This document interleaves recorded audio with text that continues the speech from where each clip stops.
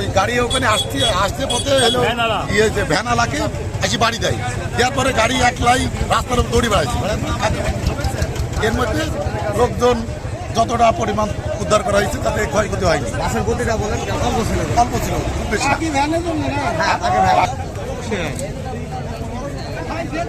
ওই বাস একটা ভ্যান আর একটা মোটর সাইকেল ওর সাথে অ্যাক্সিডেন্ট হয়েছে। বাস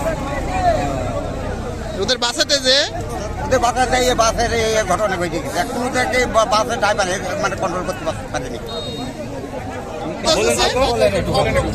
বাস আমার দোষ নাই, বাস করে একটা ভ্যানে বাতি দিল আর মোটরসাইকেল পড়ে গেল, ভ্যানের রোডের পড়ে গেল আর বাস আলা শুরু করে দিয়ে রাস্তার ভিতরে নামিয়ে দিল। এইটুকু আমার দায়িত্ব। বাস আলা ইচ্ছা করে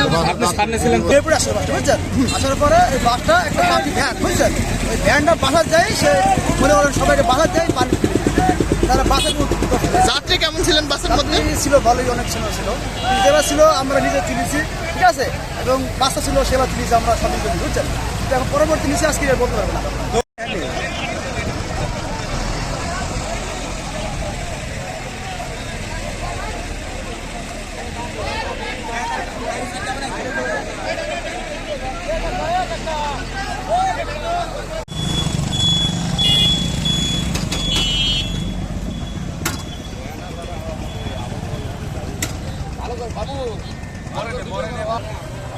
আমাদের দূরে ছবিটা আমার জানার মধ্যে